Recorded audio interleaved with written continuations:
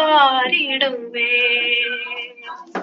சிலுவையின் அன்பின் மறைவில் கிருபையின் இனிய நிழலில் சிலுவையின் அன்பின் மறைவில் கிருபையின் இனிய நிழலில் ஆத்துமனே சரிநருகில் ஆத்துமனே சரிநருகில் அடைகிறேன் ஆறுதல் மனதில் சிலுவை நிழலில் அனுதினம் அடியான் சாய்திழைப்பாரிடுவேன் சிலுவை நிழலில் அனுதினம் அடியான் சாய்திழைப்பாரிடுவேன் பாவ பார சுமையதால் சூழ்ந்து தளர்ந்த என் ஜீவியமே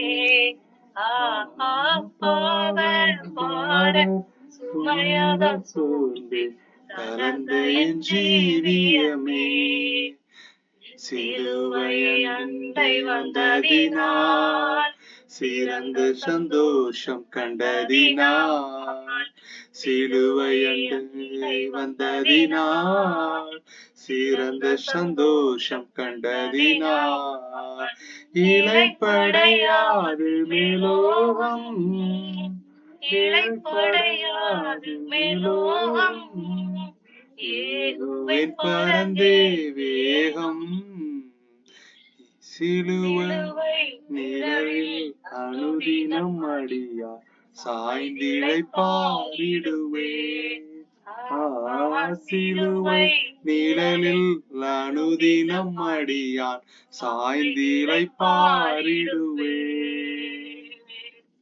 இன்பம் சுரந்தி திருமொழி கேட்டேன் இன்னல்கள் மறந்திடுவேன் இன்பம் சுரந்திடும் திருமொழி கேட்டேன் இன்னல்கள் மறந்திடுவேன் திருமறையின் இசை நாதம் தேனிலும் இனிய வேதம் திருமறையின் இசை நாதம் தேனிலும் இனிய வேதம் தருமென காணந்த சந்தோஷம் தருமென காணந்த சந்தோஷம் தீகும் என் இதயத்தின் தோஷம் சிலுவை நிழலில் அனுதினம் அடியார் சாய்ந்திழைப்பாரிடுவேன்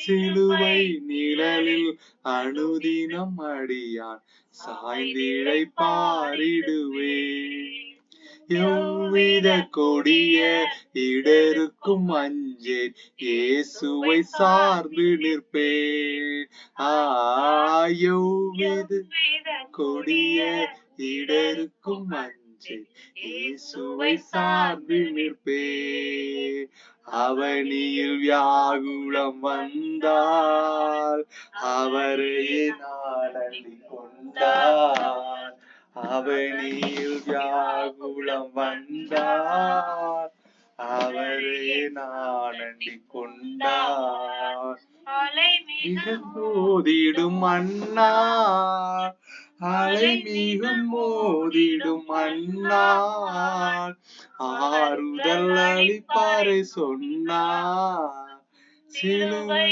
நிழலில் அனுதினம் அடியா சாய்ந்திழைப்பாரிடுவே சிலுவை நிழலில் அனுதினம் அடியா சாய்ந்திழைப்பாரிடுவே ஹல்லேலூயா ஸ்தோத்திரம் ஸ்தோத்திரம் ஸ்தோத்திரம் ஸ்தோத்திரம் ஸ்தோத்திரம் ஸ்தோத்திரம் ஸ்தோத்திரம் நன்றி தகப்பனே நன்றி தகப்பனே ஹல்லேலூயா எவ்வித கொடிய இடருக்கும் அஞ்சேன் இயேசுவை சார்ந்து நிற்பேன் என்று தேவ மனுஷர்கள் சொன்ன அந்த வாக்கு தத்தத்தை கூறி செபிக்கிறேன் தகப்பனே பிதாவே உடைய ரத்தத்தை தெளித்து செபிக்கிறேன் தகப்பனே. ஓ குருசினில் தொங்கிட ஓ பரனே உம்மை நாங்கள் துதிக்கிறோம். ஓ சகல உலகத்தின் பாவங்களையும் நீக்கி ஓ ரட்சித்த நாதரே நாங்கள் உம்மை உயர்த்துகிறோம் தகப்பனே. ஓ உம்முடைய ரத்தத்தை எங்கள் மீதும் ஓ வந்திருக்கிற ஒவ்வொருவர்கள் மீதும் இந்த சத்தத்தை கேட்கிறவர்கள் மீதும் தெளிக்கிறேன் தகப்பனே. இயேசு கிறிஸ்துவுடைய ரத்தம் சகல பிணியங்களையும் சகல நோய்களையும் ஓ சகல பிசாசின் கிரியைகளையும் ஓ மரணத்திற்கு ஏதுவான அதிகாரத்தையும் அழித்து போட்டு ஓ நித்தியத்திலே தேவ சந்நிதியிலே வாழும்படியான ஒரு அதிகாரத்தை எங்களுக்கு உலகத்திலே பெற்று தந்தது. ஓ அந்த அதிகாரத்திற்கு நீரே பாத்திரர், நீரே கணத்திற்கு உரியவர், நீரே சகல பாத்திரத்துக்கும் உரியவர் தகப்பனே. உம்மை உயர்த்தாமல் நாங்கள் யாரை உயர்த்துவோம்? ஓ உம்மை துதிக்கலை என்றால் நாங்கள் யாரை துதிப்போம்? ஓ உம்மை அல்லாமல் எங்களுக்கு இரட்சகர் ஒருவருமே இல்லை தகப்பனே. பிதாவினிடத்தில் பரிந்து பேசுகிறவர். ஓ ஹalleluya ஹalleluya. ஓ ஜெபிக்கிற வேளையிலே கர்த்தர் காண்பிக்கிறார். இதோ புத்தகங்கள் திறக்கப்படுகிறது.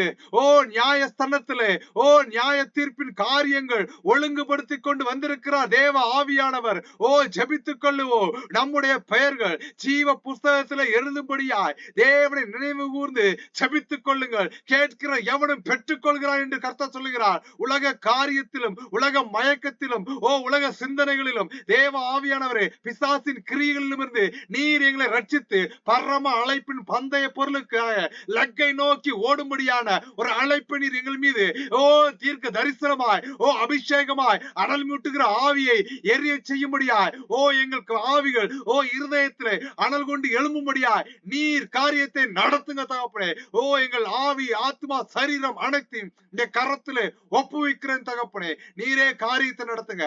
ரத்த கோட்டைகளை மூடி மறைத்துக் கொள்ளுங்க. பிதா குமாரன் பரிசுத்தாவின் நாமத்தில் ஜெபங்களும் ஜீவனுள்ள எங்கள் பரம தகப்பனே. ஆமேன் ஆமேன் ஆமேன். கர்த்தராகிய இயேசு கிறிஸ்துவின் நாமத்தினாலே வந்திருக்க ஒவ்வொருக்கும் வாழ்த்துரை சொல்லிக் கொள்கிறோம். வர தடைபடுகிற ஆத்துமாக்களையும் தேவ ஆவியானவர் தடைகளை நீக்கி அழைத்து கொண்டு வரும்படியா ஜெபிக்கிறோம். ஹல்லேலூயா ஸ்தோத்திரம். இன்னைக்கு நம்ம எந்த காரியத்தை குறித்து வாசிக்க போறோம்னு கேட்டீங்கன்னா சிலுவையை குறித்ததான ஒரு விஷயத்தை தான் நம்ம தெரிஞ்சுக்க போறோம். கர்த்தர் கடந்த வாரங்களை என்னோட கூட நிறைய வார்த்தைகளை பேசினார். அந்த வார்த்தைகளையும் சில வார்த்தைகளை இந்த கூடுதல நம்ம கலந்து கொள்ள தியானிக்க போகிறோம். ஏன்னா மனுஷன் சோர்ந்து போயிருவான். நம்ம சிலுவையை குறித்ததான விஷயத்தை நம்ம அநேக காரியங்களை சிந்திக்க போறோம். அநேக விஷயங்கள் நம்ம இந்த உலகத்துல நம்ம கேள்விப்படாத அநேக காரியங்களையும் புதை பொருளாய் வேதத்துல மறைத்து வைத்திருக்கிறா. அதை சயின்டிபிக்கலாவும் அது போக வேத ஆதாரங்களோடையும் நம்ம பேசணும். சயின்ஸை மட்டும் போக்கஸ் பண்ணி பேசினா வேஸ்ட். அந்த சயின்ஸுக்குள்ள கர்த்தர் எப்படிப்பட்டு மகிமைப்பட்டவராய் இருந்திருக்கிறார் அப்படின்னு தியானிச்சோம்னா சயின்ஸ் எல்லாம் குப்பை. Science is worst, Jesus is best அப்படிங்கிற ஒரு விஷயத்த நம்மளால ஆணித்தரமா சொல்ல முடியும். ஏன்னு கேட்டீங்கன்னா வேத வார்த்தைகள் அப்படிப்பட்டதாய் புதை பொருள்கள் மறைந்ததாய் ரகசியங்கள் நிறைந்ததாய் இருக்கிறது.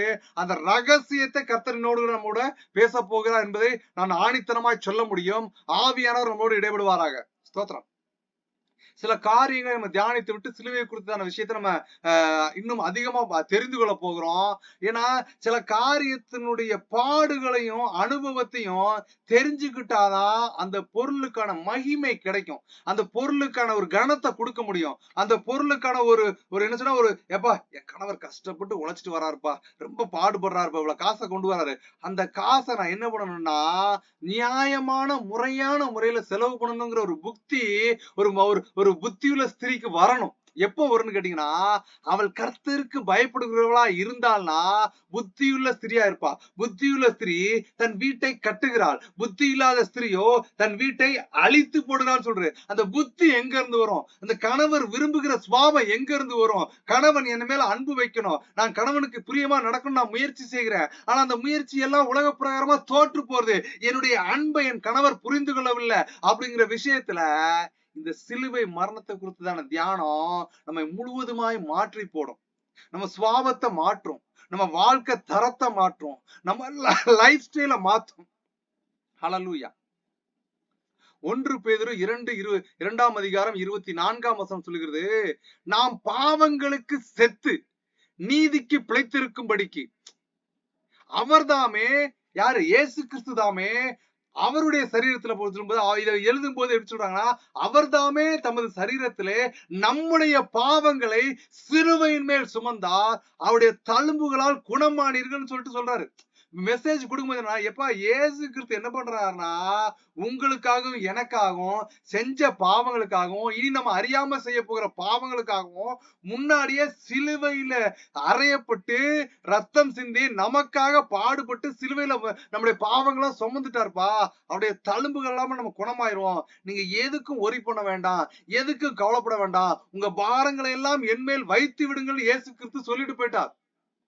இயேசு கிறிஸ்துவானவர் சொன்ன ஒரு வாக்குத்தத்த வசனம். வாக்குத்தத்தன்னு கேட்டீங்கன்னா அது நிறைவேறுகிறது. அதை நம்பணும்னா அது நமக்கு நடக்குங்க. எப்படி ஒரு வீட்டுல ஒரு மனைவியோ இல்ல ஒரு கணவன் அங்கிருந்து வரும்போது, ஏமா இந்த சாப்பாடை செஞ்சு வச்சிருமான்னு சொல்லிட்டு வரும்போது கணவர் தெளிவா வருவார். ஏன்னா என் மனைவி எனக்கா இதை ஆயத்தப்படுத்தி வச்சிருப்பா. என் மனைவிட்டு நான் சொல்லியிருக்கேன், எனக்கு இது பிடிக்குமான்னு சொல்லியிருக்கேன், அதனால இன்னைக்கு நான் சொன்ன விஷயத்த அவ செஞ்சு வச்சிருப்பான்னு அவன் மனைவி மேல ஒரு நம்பிக்கையா வரும்.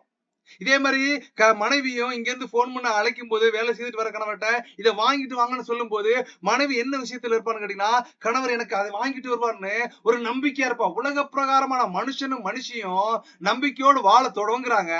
அந்த நம்பிக்கை என்னன்னா, ஒரு விஷயத்துல மறந்துட்டேன் செய்யலங்கும் போது அது கஷ்டமாவும் ஒரு உபத்திரவமாவும் மன கடினமாவும் போயிருது. அப்படித்தானே? ஆனா பரம தகப்பன் இயேசு கிறிஸ்துட்ட பிதா கிட்ட நீங்க ஒரு விஷயத்த கேட்டுட்டீங்கன்னா, நீங்க மறந்தாலும் நான் மறந்தாலும் அதை நிறைவேற்ற அவர் வல்லவரா இருக்கிறார். ஸ்தோத்திரம். சங்கீதம் 34:5 சொல்லியிருக்கு, அவர்கள் அவரை நோக்கி பார்த்தார்கள், பிரகாசம் அடைந்தார்கள். ஸ்தோத்திரம். இது அதே ஸ்லைடுல இருக்கு. ஸ்தோத்திரம். ஹல்லேலூயா. சங்கீதம் 34:5 அவர்கள் அவரை நோக்கி பார்த்து பிரகாசம் அடைந்தார்கள். அவருடைய முகங்கள் அவரை நோக்கி பார்த்தவருடைய முகங்கள் வெட்கப்பட்டே போல. They looked unto him and were lightened and their face were not ashamed. அவரை நோக்கி பார்த்துட்டோம், அவன முகம் வெட்கவே படாது. நம்ம இருதயத்துக்குள்ள இயேசு கிறிஸ்துவ உள்ள வச்சிட்டோம், அவர் எனக்கு பார்த்துக்குவார். உலக பிரகாரமா சில மனுஷர் மேல நம்பிக்கை வச்சு, சில மனுஷி மேல நம்பிக்கை வச்சு அந்த காரியம் நிறைவேறலன்னா அது நமக்கு கஷ்டமா போயிருது, அது உபத்திரவமா போயிருது. நான் அவங்கள நம்புனேன், எனக்கு இப்படி பண்ணிட்டாங்கன்னு சொல்லிட்டு அவருடைய இருதயங்கள்லாம் உடைஞ்சு போயிருது. ஆதியில முதல்ல பேசின பேச்சுகள் எப்படி இருந்துச்சு, ஆனால் இப்போ பேசுற பேச்சுகள் எப்படி இருக்குதுங்கிற விஷயத்த நேர்ல பார்க்கும்போது அனுபவிக்கும் போது மனம் நொந்து போகுது. அதுதான் பைபிள்ல சொல்லியிருக்கு. என்ன சொல்லிருக்குன்னா, மனுஷனை நம்புவதை விட்டு விடுங்கள், எண்ணப்படுவதற்கு அவன் எம்மாத்திரம் கர்த்தர் சொல்லுகிறார். ஹல்லேலூயா. ஸ்தோத்திரம். அதே சிலையில சங்கீதம் 32:10 சொல்லியிருக்கு. ஹல்லேலூயா. துன்மார்க்கருக்கு அநேக வேதனைகள் உண்டு, கர்த்தரை நம்புகிறவனையோ கிருபை சூழ்ந்து கொள்ளுமா. ஹல்லேலூயா. வசனம் என்ன சொல்றதுன்னா, நம்ம என்ன பாக்குறோம் தெரியுமாங்க, நம்முடைய மாம்சீக கண்கள் என்ன பண்ணுதுன்னு கேட்டீங்க அப்படின்னா, எப்பா அவன்லாம் நல்லா இருக்கான், எப்படி அவன் சம்பாதிக்கிறான், அவன் சொத்து சேர்க்கிறான், அவன் ஜீவிதம் நல்லா இருக்கு, அவன் அநியாயம் வட்டி கொடுத்து காசு சம்பாதிக்கிறான், அவன் அநேகரை கொடுமைப்படுத்தி காசு சம்பாதிக்கிறான், அநேகருடைய கஷ்டப்படுற ரத்தத்தை உறிஞ்சி சம்பாதிக்கிறான், அவன் நல்லா இருக்கானே அப்படின்னு நினைச்சீங்கன்னா அப்படி கிடையாது.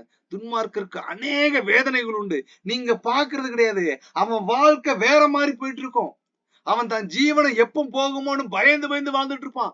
தன்னுடைய பொருட்களை எவன் கொள்ளை எடுத்து போவான்னு பயந்து பயந்து வாழ்ந்துட்டு இருப்பான். என் சொத்து என் விஷயமோ எப்ப என் கையை விட்டு போயிரும், இந்த ஆட்சி போய் அந்த ஆட்சி வந்தனா என்னுடைய அதிகாரங்கள் போயிரும், என்னுடைய ஆணவம் போயிரும், என் சொத்தை பாதுகாக்கிறது எப்படி, அதை எங்க கொண்டு போய் ஒளிச்சு வைக்கலாம், எந்த நாட்டுல கொண்டு போய் பதுக்கி வைக்கலாம்னு துன்மார்க்கனுக்கு அநேக வேதனைகள் உண்டு. நீ அவனெல்லாம் பார்க்காத. சங்கீதம் 32:10 சொல்லுது, கர்த்தரை நம்பி இருக்கிறவனையோ கிருபை சூழ்ந்து கொள்ளும். கடந்த வாரங்கள பார்த்தோம், கிருபைனா என்னன்னு பார்த்தோம். அது தகுதியா இல்லாதவர்களுக்கு கொடுக்கப்படுகிறது தான் கிருபை. நான் இயேசு கிறிஸ்துவ சொந்த ரட்சகரா ஏற்றுக்கிறதுக்கு நான் தகுதி உள்ளவன் அல்ல. என் பாவம் அதிகம், நான் செஞ்ச தப்பு அதிகம். அதாவது நான் சிந்தனையில செஞ்சாலுமே தப்பு தாங்க. நிறைய பேர் என்ன செய்யறாங்கன்னா, நான் இந்த விஷயத்த செய்யல, அந்த விஷயத்த செய்யலன்னு, நான் இதை செய்யலங்கிறதுல அவர்கள் தங்களை தாங்களே பரிசுத்தவங்களா காட்டிக்கிறாங்க, யோக்கிய மாதிரி நடந்துக்கிட்டான். ஆனா பைபிள் என்ன சொல்லுதுன்னா, உன் சிந்தனைக்குள்ள ஒரு விஷயத்த நீ யோசிச்சதுனாலே நீ பாவம் பண்ணிட்ட. அப்படிப்பட்ட பாவத்திலிருந்து என்னை மீட்கிறது கிருபை, the grace, the gift, That's a permanent solutionங்க. கர்த்தரை நம்புகிறவனையோ கிருபை சூழ்ந்து கொள்ளும். அப்படியே கிருபை சூழ்ந்துகிட்டுனா உலகத்துல யார் எப்படிப்பட்ட வார்த்தையை சொல்லி காயப்படுத்தினாலும், எந்த சூழ்நிலையா இருந்தாலும், எனக்கு சாப்பாட்டுக்கு வழியா இல்லாம இருந்தாலும் கர்த்தர் சாப்பாட்டை கொடுப்பாருங்க. அதுக்குதான் வேதத்துல அநேக விஷயங்கள் கர்த்தர் சம்பவமா நடந்த காரியத்தை எழுதி வைத்திருக்கிறார். எலியா என்கிற மனுஷனும் பாடுள்ள மனுஷன், அவனும் இயேசுக்காக ஊழியம் பண்ணிட்டு இருக்கான். தீர்க்க தரிசனம் அவன் சொன்னான்னா மழை வராது, அப்படிப்பட்ட தீர்க்க தரிசனம். அவன் கர்த்தர் சொல்கிறத மட்டும்தான் கேட்டான். அவனுக்கு பாடு இருந்துச்சு, உபத்திரவம் இருந்துச்சு. ராஜாட்ட போய் இன்னைக்கு மழையே வராதுன்னு 7 வருஷத்துக்கு சொல்லிட்டு போங்கிறாரு. 7 வருஷம் மழை வரலன்னது, பூமியில இருந்து விளைச்சல்கள் வராது, உற்பத்தி ஆகாது, நாடு பசி பஞ்சத்துக்கு போயிரும். இவன் சொல்லிட்டு வந்த உடனே மழை நிக்க ஆரம்பிச்சிருச்சு. 1 வருஷம் தாண்ட ஆரம்பிச்சேன்னா புரிஞ்சு போச்சு. இவன் அந்த எலியாவை பிடிச்சு கொண்டு வாங்க, அவன் சொல்லிட்டு அவனை கொன்னுருவான்னு இல்லையே. அவங்க கோபத்துல முயற்சி செய்யும் போது கர்த்தத்துல நீ போயிரு, ஓடி போயிரு. கேரி பார்த்த கண்டையில போய் உட்கார்ந்துருக்கேன். சாப்பாட்டுக்கு கவலையே இல்லைங்க அவனுக்கு. நம்ம பாசையில சொன்னா லெக் பீஸ். யாரு கொண்டு வந்து கொடுத்தா லெக் பீஸ்னா? காகம் கொண்டு வந்து இறைச்சியை போடுது. காகத்துக்கு கர்த்தர் இறைச்சியை கொடுக்குறாரு.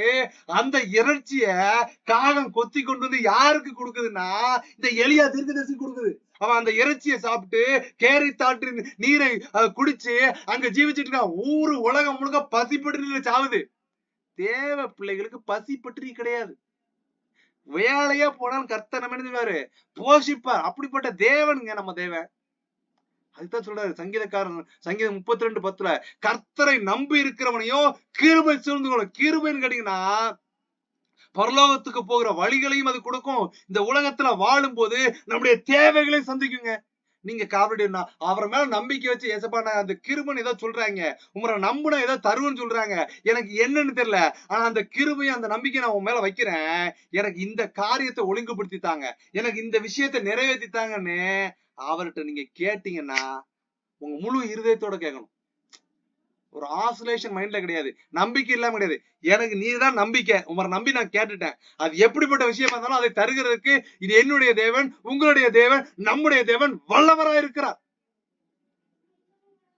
அதான் சங்கீதம் 52 சொல்லும் போது தாவீதுக்காரர் சொல்றான், தேவனுடைய கிருபை என்னாலும் உள்ளது. Everyday His grace is following us. The mercy of God endures forever. அப்படியே கிருபை நம்மள என்னைக்குமே திறந்துட்டு இருக்காங்க. நீங்களே வேண்டாண்டு போனாலும் அவர் கிருபை உங்களை என்னையும் தொடர்ந்துகிட்டே இருக்கும். ஹல்லேலூயா. தேவனுடைய கிருபையை என்றென்றைக்கும் நம்பி இருக்கிறேன். Trust in the mercy of God forever. நான் எப்பவுமே அவருடைய கிருபையை மட்டும்தான் நம்பி இருக்கேங்க. அப்படிப்பட்ட ஒரு நம்பிக்கையுள்ள மனுஷனை கர்த்தர் பார்க்கிறார். அவன் மேல முத்திரை திறப்பு, அவன் மேல முத்திரை அடையாளத்தை போட விரும்புகிறார்.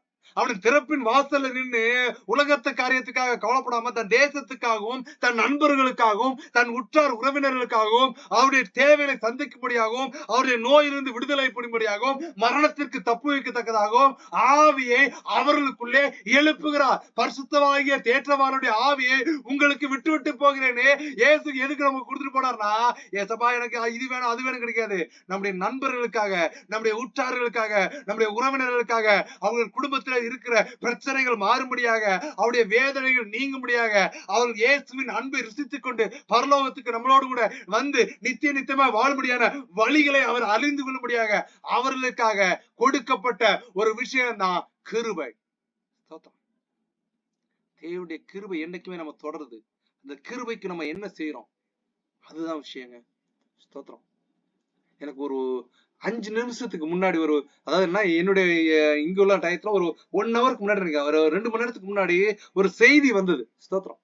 அது நெக்ஸ்ட் ஸ்லைட்ல போட்டிருக்கேன், அதை கொஞ்சம் ஃபார்வர்ட் பண்ணா நல்லா இருக்கும். ஸ்தோத்திரம். சற்று முன் திருநெல்வேலி பாளையங்கோட்டை ரயில் நிலையம் அருகே அடிபட்டு கால் துண்டான நிலையில் ஒருவர் பீஸ் ஆம்புலன்ஸ் மூலம் மீட்கப்பட்டு உயிருக்கு போராடிய நிலையில் இருக்கிறார்.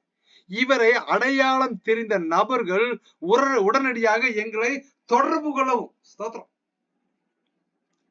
இந்த செய்தியும் இந்த மூஞ்சியை நீங்க பாத்தீங்க அப்படின்னா ஒரு 3 மாதத்துக்கு முன்னதாக என்னுடைய வீட்டுக்கு வந்த நான் செய்தியில சொல்லியிருக்கிறேன். சில ஆண்டுகளுக்கு முன்பதாக கர்த்தர் கொடுத்த ஒரு வார்த்தை, இந்த மனிதர் தேவனுக்காய் நிற்பார், ஓடுவார். இவருடைய அழைப்பு எங்க வீட்டுக்கு வந்து புத்தி மாறி 2 பெண் குழந்தைகள், மனைவி இறந்து போயிட்டா, தாய் தந்தை இறந்து போயிட்டாரு, அக்கா கையில பொண்ணு பிள்ளைகள் 2 ஒப்படைச்சிட்டு சாராயம் கொடுக்குது, மது போதையில சுத்திட்டு அலைஞ்ச இந்த மனுஷன் வாழ்க்கை என்னன்னே தெரியல. எங்க வீட்டுக்கு வந்தார். அந்த மீட்டிங்ல நான் சொன்னேன், அநேக ஆண்டுகளுக்கு முன்பாக நான் ஜெபித்தோம். இவன் தேவனுக்காய் ஓடக்கூடிய ஒரு மனுஷன் என்பதை தேவன் வெளிப்படுத்தினார். அந்த விஷயத்தை நம்ம சொன்னோம், அவருக்காக ஜெபிச்சோம். பிசாசு என்னன்னு, தேவனுக்காக நீ ஓடுவையா அப்படி சொல்லிட்டு அவனை மரண ஆக்கணைக்கு கொண்டு போகும்படியா போயிட்டு, யாரு என்னன்னே தெரியல, அடிச்சு ஒரு கால் துண்டாயி ஒத்த காலோட கிடக்குறான். ஸ்தோத்திரம். இதுக்கு நம்ம என்ன சொல்றோம்னா, நம்ம ஜெபத்துல ஜெபிக்கணும். நம்ம ஜெபிச்ச ஜெபம்லாம் வீணா போகவே போகாது. நம்ம ஜெபிச்ச ஜெபம் அப்படியே நிறைவேறும். கர்த்தர் காட்டின தீர்க்க தரிசனம் பிசாசு அதை அழிக்கும்படியாகவும் ஒழிக்கும்படியாகவும் முயற்சி செய்துகிட்டே தான் இருக்கிறான். அதற்கு ஒரு அடையாளம் தான் இது. கால்கள் துண்டானாலும் ஜீவனை எடுக்க அவனுக்கு அதிகாரம் இல்லை. இவனை குறித்ததான திட்டமும் இவனை குறித்ததான அழைப்பும் தேவன் நிறைவேற்றும்படியா உங்கள் ஜெபத்துல வைத்துக் கொள்ளுங்க. இந்த வீடியோவும் நான் பார்த்தேன், கால் துண்டான எனக்கு கஷ்டமா போச்சு. இன்னும் என் ஜீவனத்தின் பெருமையில நான் ஓடிட்டு இருக்கேனா? இன்னும் நான் எதை நோக்கி ஓடிக்கிட்டு இருக்கிறேன்? என் சுகபோக வாழ்க்கைக்காய் நான் ஜீவித்துக் கொண்டு இருக்கிறேனா? கர்த்தர் விரும்புகிறது என்னன்னா, நீ உங்க திறப்புல நின்று ஜெபிப்பா. உன் நண்பர்களுக்காக ஜெபி, உன் உற்றார் உறவினருக்காக ஜெபி. அவன் மரணம் அடைஞ்சானா, குழிக்குள்ள இறங்கிட்டானா, அவனுக்கு பாதாளம் தான் முடிவு. பரலோகத்துக்குள்ள வர முடியாது. ஜீவனோடு இருக்கும் போதே அவனுக்கு சுவிசேஷத்தை உரைக்கிறது நம்ம விழுந்த கடமையா இருக்கிறது. 3 மாதத்துக்கு முன்பதாக என்னோட போன்ல பேசிட்டு ஜெபிக்க சொல்லிட்டு போன மனுஷன் பிசாசு கட்டி வைத்திருக்கிறான். ஜெபிச்சு கொள்ளுங்க. செய்தி இந்த வீடியோ பார்க்கும் எனக்கு ரொம்ப கஷ்டமா போயிடுச்சு. ஹல்லேலூயா. கர்த்தர் அபிஷேகம் பண்ண நினைத்தனே பிசாசு அழிக்க முற்படுகிறான். திறப்புல நம்ம ஜெபிக்கணுங்க. இது ஒரு செய்தி. இது மாதிரி ஆயிரக்கணக்கான வாலிபர்கள், ஆயிரக்கணக்கான பேர் அனுதினமும் மரித்து கொண்டிருக்கிறார்கள். தேவனை அறியாமல், ரட்சிப்பை அறியாமல் மரணத்திற்கு நேராய் ஓடிக்கொண்டிருக்கிறார்கள். சுவிசேஷம் என் மேலும் உங்கள் மேலும் விழுந்த கடமையாயிருக்கிறது. இது அன்னைக்கு பிசினஸ் ஆகிட்டாங்க சில நாய்கள். அவர்களை குறித்து வியாக்கியானம் பண்ணி, அவங்களை குறித்து பேசி, தேவன் நமக்கு கொடுத்த திட்டத்தையும் அழைப்பை நம்ம மறந்து போயிடக்கூடாது. ஜாக்கிரதையா இருக்கணும். நியாய தீர்ப்புல அவங்க பதில் சொல்லுவாங்க, உள்ளே வரமாட்டாங்க. அது நம்ம விஷயம். வசனம் தெளிவா சொல்லிடுச்சு. யாருக்கு நீ ஊழியம் பண்ணுன? உன் வயிற்றுக்கு ஊழியம் பண்ணியா, இல்ல எனக்கு ஊழியம் பண்ணியா? உன் சுகமாக ஜீவியத்துக்கு ஊழியம் பண்ணியா, தேவ திட்டத்தை நிறைவேற்றினையா? ஹல்லேலூயா. ஜாக்கிரதையா இருந்து கொள்ளணும். ஸ்தோத்திரம். கலாத்தியர் 1:10 சொல்லுது, இப்பொழுது நான் மனுஷரையா தேவனையா யாரை நாடி போதிக்கிறேன்? What kind of messages you are going to give for your disciples, for the believers? உங்களுடைய சீடர்களுக்கு, தேவனை நம்பி வந்திருக்க தேவ பிள்ளைகளுக்கு நீங்கள் எப்படிப்பட்ட வார்த்தையை போதித்துக் கொண்டிருக்கிறீர்கள்? தெளிவா எழுதப்பட்டிருக்கு. மனுஷரையா பிரியப்படுத்த பாக்குறேன், உன்னை ஆசீர்வதிப்பார் உன்னை. அது அல்ல. நான் இன்னும் மனுஷரை பிரியப்படுத்துறனா இருந்தா நான் கிறிஸ்துவின் ஊழியக்காரன் இல்லைங்க. If I am going to satisfy what kind of things you want, I will pray and I will share the prophecy. This is not for the gospel. அது தேவ வார்த்தை அல்ல. உங்கள் உலக பிரகாரமான வார்த்தையை மட்டும், ஆசீர்வாதத்தை மட்டும் சொல்லிட்டு போகிறது ஊழியம் அல்ல. இயேசு கிறிஸ்து 12 சீடர்களையும் அழைத்து, இனி நீங்கள் மனுஷர்களை பிடிக்கிறவளாய் நான் உங்களை மாற்றப் போகிறேன், ஆத்மா ஆதாயம் செய்கிறவளாய் நான் உங்களை அபிஷேகம் பண்ண போகிறேன். அவர்கள் அபிஷேகம் பண்ணினார். கர்த்தர் இன்னைக்கு நான் ஒரு வார்த்தையை கேட்டுக்கிட்டு இருந்தேன் யூடியூப்ல. ஒரு தேவ மனிதர் சொல்லும் போது என்ன சொன்னாருன்னு கேட்டீங்க அப்படின்னா, ஆதியில மிஷினரிகள்னு கேட்டீங்க அப்படின்னா, நார்த் சைடுக்கு போறவங்க எல்லாருமே ஃபர்ஸ்ட் மாநிலமா இருந்தது கேரளம், 2வது மாநிலமா இருந்தது தமிழ்நாடு. இங்க இருந்து போறவங்க எப்படிப்பட்ட மிஷினரிகளா போனாங்கன்னா, they are doctors, they are engineers. எல்லாரும் கல்வி கற்றவர்கள், பட்டதாரிகள், படிப்புல தேர்ந்தவர்கள், வேத எழுத்துக்களை உட்கார்ந்து தியானித்து தேவ சந்நிதியில உட்கார்ந்து அழுது ஜெபம் பண்ணி உலகத்தின் ஆசையை வெறுத்து ஊழியத்துக்கு சேர்ந்தவங்க. அவர் சொல்றாரு இன்னைக்கு அப்படிப்பட்ட அழைப்பே இல்லை. ஏன்னா மிஷினரிக்கு 5000 ரூபாய் தான் கொடுப்பான், அதை வச்சுதான் வாழ பழகணும், அது கஷ்டம். ஆனா அந்த மிஷினரிய வச்சு ஆர்கனைசேஷன் வச்சு பிசினஸ் பண்ற சில நாய்கள் கோடிகளை சம்பாதிச்சுட்டு சுகபோகமா அவனும் பிள்ளையும் தின்னுட்டு இருக்கேன். ஆனா கொடுக்கறது எவ்வளவு? 5000 ரூபாய் தான். அவனுக்கு அவ்வளவு போதும். எதுக்கு ஊழியமும் அழைப்பும் தடைப்பட்டுச்சு? நீ செஞ்ச கிரியை செய்யல, உனக்கும் உன் பிள்ளைக்கும் சொத்தை சேர்த்து வச்ச, நீ உலக பிரகாரமா ஐஸ்வர்யமா வாழ ஆரம்பிச்ச. பவுலை போல அழைப்பு உள்ளவர்களா, பேதுருவை போல தன் சரீரத்தையும் மறிக்கிறதுக்கு கொடுப்போமான ஊழியர்கள் குறைந்துகிட்டு வராங்க. ஏன்னா எல்லாருக்கும் வெளிப்படையா தெரிய ஆரம்பிச்சுட்டு. கர்த்தர் உண்மையுள்ள மனுஷன் பரிபூர்ண ஆசீர்வாதங்களை பெறுவானா. இன்னைக்கு ஊழியங்கள் ஒளிந்து போகிறதுக்கு காரணமே பிசாசு பண மயக்கத்துல போதவர்களையும் உபதேசிகளையும் மாற்றி வைத்திருக்கிறான். அவர்கள் தேவ திட்டத்தை நிறைவேற்றாம சுய திட்டத்தை நிறைவேற்றலாம் ஃபுல் கான்சென்ட்ரேஷனா இருக்காங்க.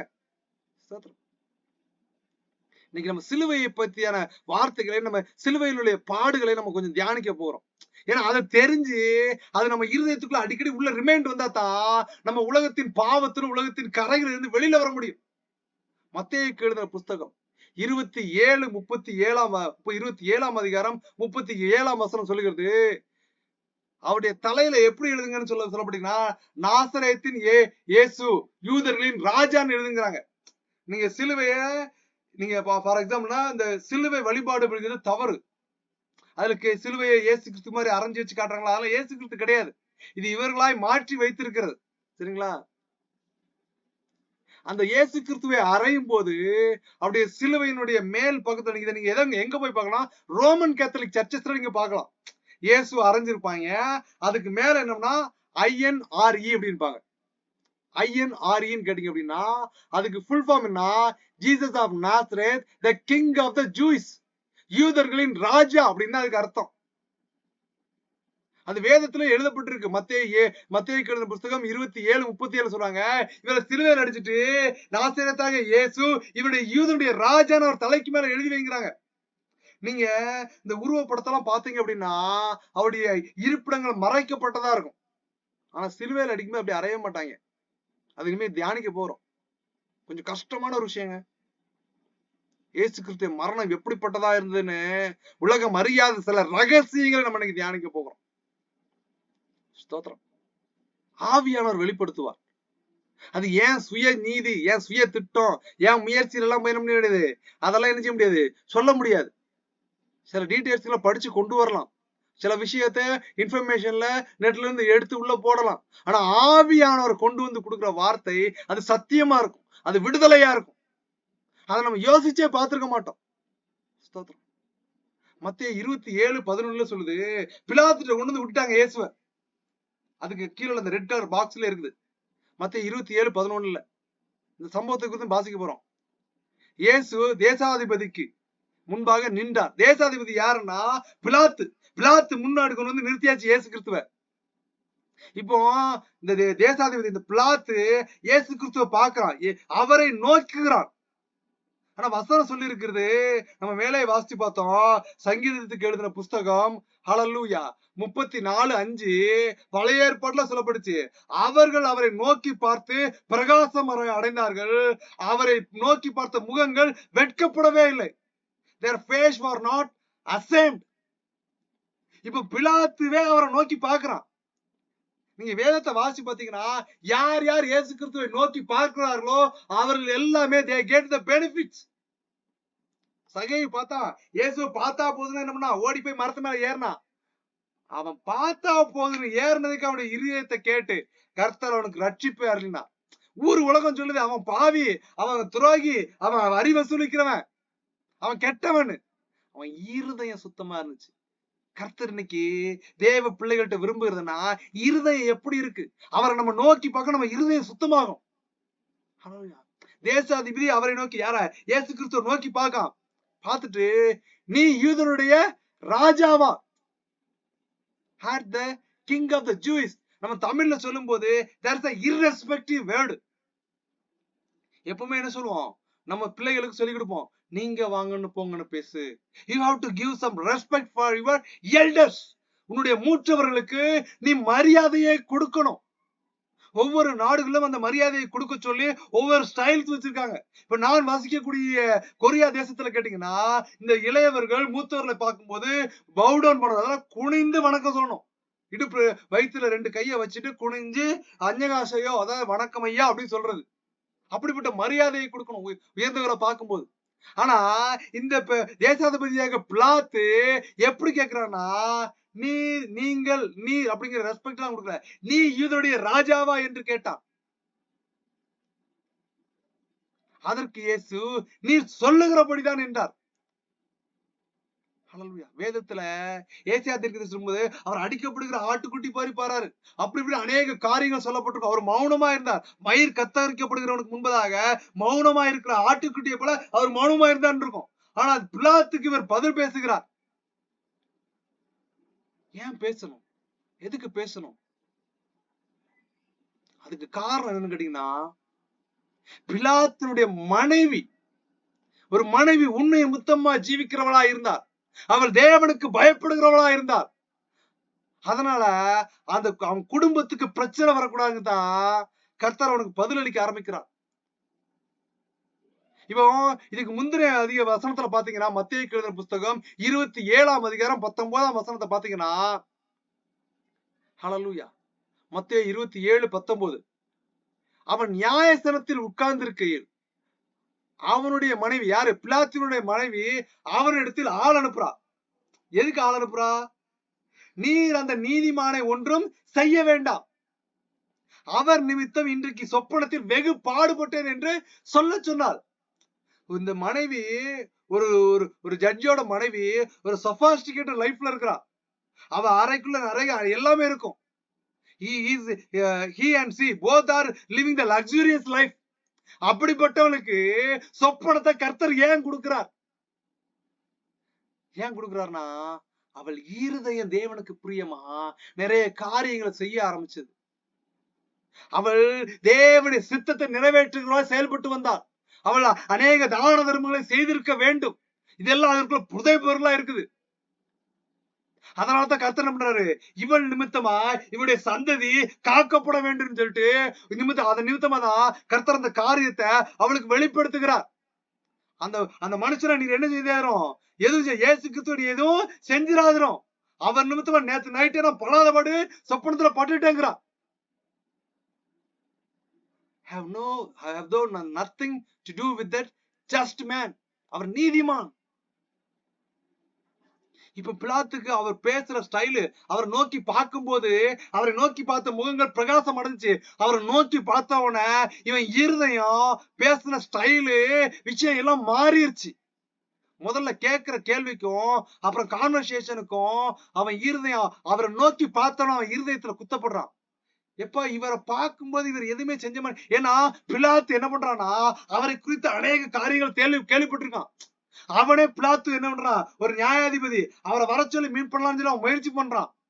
அவனுக்கும் ஆசைகள், நிறைய ஆசைகள். யார் இவரு போல நோய் சுகமாகுது, பேய் குணமாகுது, ஒரு பெரிய ஒரு ரிச் என்ன சொல்றது கேட்டீங்கன்னா அவருடைய பேர் பிரஸ்தாபம் ஆயிருச்சு. எல்லாம் நோட்டீஸ் அடிச்சு அரசியல்வாதி பண்ணா அப்படி இப்படி பில்டப் பண்ணி எல்லாம் அவங்க முகங்களை காட்டி பணத்தை செலவு பண்ணி பில்டப் ஆவாங்க. இயேசு கிறிஸ்துவர் எதுவுமே பண்ணல. அவர் தேவ திட்டத்தை மட்டும் நிறைவேற்றிருந்தார். தேவ சித்தத்தை நிறைவேற்றிக்கிட்டு இருந்தார். அவர் நன்மை செய்கிறவாய் சுற்றி திரிந்துகிட்டு இருந்தார். இதுக்காக அவர் காசு வாங்கினான்னு எங்கேயுமே போடல. அவர் நினைச்சிருந்தா என்ன பண்ணிருந்தாருன்னா, ஒரு ஒரு பெரிய ஒரு சர்ச்சை கட்டி உள்ள உட்காந்துட்டு, வா உட்காரு, ஓடியா ஓடியா ஓடியா ஓடியா, யாருக்கு இவனுக்கு இன்னைக்கு என்ன நோயே, உனக்கு என்ன பிசாசு பிடிச்சிருக்கா, ஏசு பிதாவின் வெளியில போ பிசாசுன்னா போயிருக்கும், அக்கௌண்ட்ல காசு ஏறி இருக்கும். அப்படியே என்ன பண்ணிருக்கலாம், சீசர்லாம் 12 பேர் சைட்ல உட்காந்து சொகுசா நீ அப்படியே என்ன பண்ணிருக்கலாம், சாப்பிட்டுட்டு என்னப்பா அடுத்து ஒரு 4 கழுதையை வாங்கு, அப்புறம் 4 குதிரையை வாங்க. அந்த காலத்துல அதுதான் வாங்கணும். இப்போ நமக்கு கேட்டா ஜெட்டு வாங்கு, பட்டு வாங்குன்னு சொல்லிட்டு பீட்டு விட்டுட்டாலே சில நாய்கள்.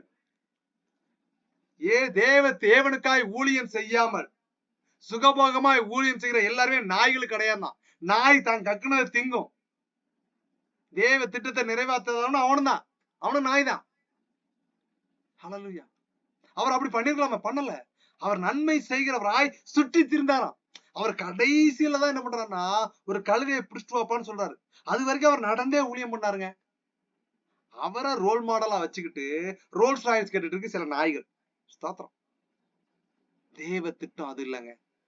பிலாத்து அவரை நோக்கி பார்த்ததுக்கே அவன் என்ன பண்ணிட்டான்னா தேவ திட்டத்தை நிறைவேற்றதுக்கு அவன் தன்னை அர்ப்பணிக்க ஆரம்பிச்சுட்டான்.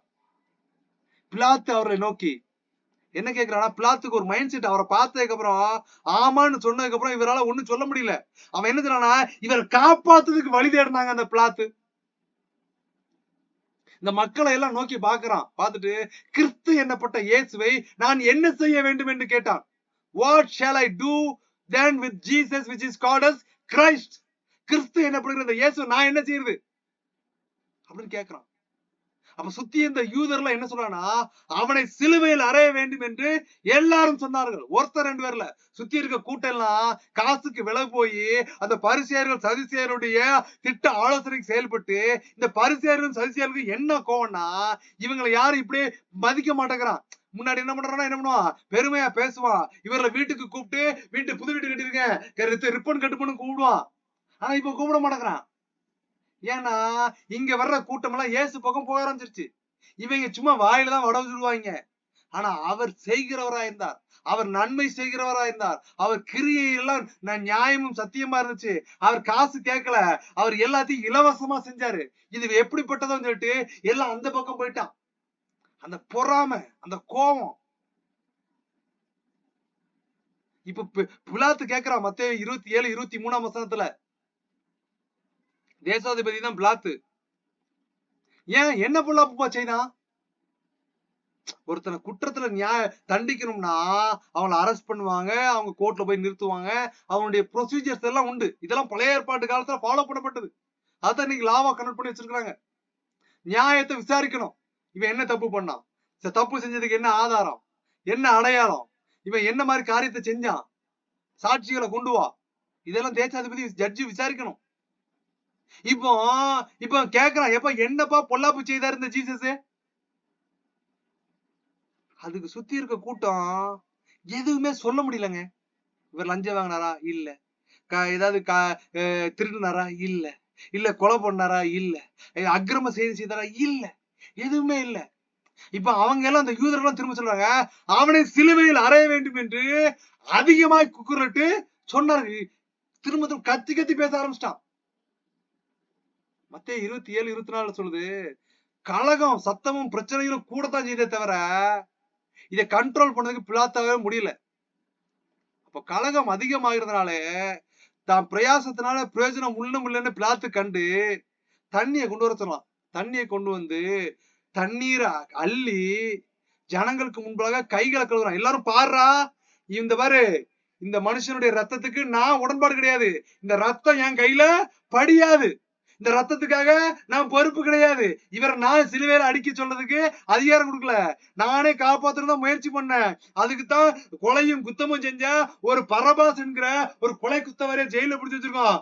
அவனையும் கொண்டு வந்து நிறுத்திட்டு தான் கேட்கிறேன், என்ன செய்யணும்? இப்ப நம்ம சட்டப்படி ஒரு நல்ல பண்டிகை வரும்போது ஒருத்தர் விடுதலை பண்ணணும். இப்ப இயேசுவை விடுதலை பண்ணட்டுமா, பரபாச விடுதலை பண்ணட்டுமா? பரபாச அநியாய அக்கிரமம் செஞ்சான், கொலை செஞ்சான், குத்தம் செஞ்சான். ஸ்தோத்திரம். கர்த்தருடைய வார்த்தை வருதுங்க. பரபாசு இயேசுவை நோக்கி பாக்குறான். ரகசியம் மறைபொருளா வச்சிருக்காரு பாருங்க. அவரை நோக்கி பார்த்ததுக்கு பரபாசுங்கிற பேர் அந்த இடத்துல ஏன் எழுதணும்னா, அவன் பாவியா இருந்தான், அவன் குத்தம் செஞ்சான், அவன் கொலை செஞ்சான். பரபாசுடைய ரட்சிப்பு இயேசு கிறிஸ்துவ பார்க்கும்போது வந்துச்சு. ஆனா சுத்தி இருந்த யூதர்களுக்கு அவரை பார்த்து அனுபவத்தை பெற்றுக்கொண்டவங்களுக்கு வரலங்க. தேசாதிபதியாக பிலாத்துக்கு வந்துச்சு. அவன் கையை கழுவிட்டு சொல்றான், இந்த நீதிமானுடைய ரத்த பலிக்கு நான் குற்றமற்றவன், நீங்களே பார்த்து கொள்ளுங்கள் என்றான். மத்தேயு 27:25 சொல்லுது, அதற்கு ஜனங்கள் எல்லாரும், யார் இந்த யூத ஜனங்கள் எல்லாரும், இவனுடைய ரத்த பலி எங்கள் மேலும் எங்கள் பிள்ளைகள் மேலும் இருப்பதாக என்று சொன்னார்கள். His blood be on us and on our children. சரித்திரம் சொல்லிருக்குங்க. இவங்க இந்த வார்த்தையை சொல்லிட்டாங்க. இயேசு சிலுவை அடிக்கிறதுக்கு எல்லாம் பிளான் பண்ணி எல்லாத்தையும் சாதிச்சுட்டாங்க. ஸ்தோத்திரம். இவங்களே வாயால வாங்கி கட்டிக்கிட்டாங்க. ரத்த பலி எங்க மேலே எங்க பிள்ளைகள் மேலே வரட்டும்னு.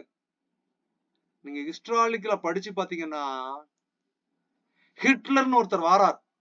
சர்வ அதிகாரி சொல்லுவாங்க. ஹிட்லருடைய புத்தகத்தை நீங்க படிச்சிருப்பீங்க, நான் விசுவாசிக்கிறேன். அவன் என்ன பண்ணான்னா, யூதர்கள் அந்த ஜெர்மனில கொத்து கொத்தா கொண்டாங்க. லட்சக்கணக்குல. ஒவ்வொருத்தனையும் சுட்டு கொண்டா புல்லட் வேஸ்ட் ஆகுன்னு சொல்லிட்டு அவ்வளவு வேத்தையும் ஒரு பெரிய கண்டெய்னருக்குள்ள அனுப்பி அடைச்சு விஷவாய வச்சு கொண்டான். ஏன் செத்தாங்க யூதர்கள்? ஏன் நாடே இல்லாம பரதேசி அலைஞ்சாங்க அநேக ஆண்டுகள். இப்ப கொண்டு வந்து இஸ்ரேல் ஒரு தேசத்தை கொடுத்து உட்கார வச்சிருக்கிறார். அதுலயும் அவங்க நிம்மதியா இருக்காங்கன்னா இல்லவே இல்லைங்க. சுத்தில என்னன்னா போர். அவனுடைய காணியாட்சி அவன் அனுபவிக்க முடியல. அவனுடைய சுதந்திரத்தை அவன் நிம்மதியா செய்ய முடியல. நல்லா சாப்பிட்ட சமாதானமா இருந்தேன்னு இல்ல. யூதர்களுக்கு வந்து அநேக புத்திசாலித்தான காரியங்கள் எல்லாம் இருக்கும். ஆனா ஜீவனும் வருத்தமும் நிம்மதியின்மையும். எவர்கள் இப்போ அவங்க என்ன பண்றாங்க, இயேசுக்கு எதிர்த்தாங்களோ அவர்களுக்கு ஒரு பீஸ்ஃபுல்லான வாழ்க்கையை கர்த்தர் கொடுக்கிறார். முன்னோர்கள் செய்த பாவம் இன்னைக்கு வரைக்கும் நாய்ப்படாத பாடு பட்டுக்கிட்டு இருக்காங்க இஸ்ரேல்ல. ஸ்தோத்திரம். ஏசாயா 52:14 ஏசாயா தீர்க்கதரிசி சொல்லுகிறார், மனுஷனை பார்க்கும் அவருடைய முக பார்வையும் மனுபுத்திரனை பார்க்கலும் அவருடைய ரூபமும் இவ்வளவு அந்தக்கேடு அடைந்தபடினாலே அவரை கண்ட அநேகர் பிரமிப்படைந்தார்கள். அவர் எப்படிப்பட்ட மரணத்தை அனுப்பிச்சாரு அப்படிங்கிற குறித்து நம்ம தியானிக்க போகிறோம். அவர் சொல்றாரு, இது எப்ப எழுதப்பட்டுச்சுன்னா இயேசு கிறிஸ்து பிறகுக்கு முன்னாடியே தீர்க்கதரிசனமா எழுதப்பட்ட ஒரு வார்த்தை. ஏசாயா 53:2 சொல்லுது, அவருக்கு அழகு இல்ல, சௌந்தரியம் இல்ல. அவரை பார்க்கும்போது நாம் அவரை பார்க்க விரும்பத்தக்க ரூபம் அவருக்கு இல்லாத இருந்துச்சு. அட்டி சாட்டையில அட்டி, முள் கிரீடம், வேதனை.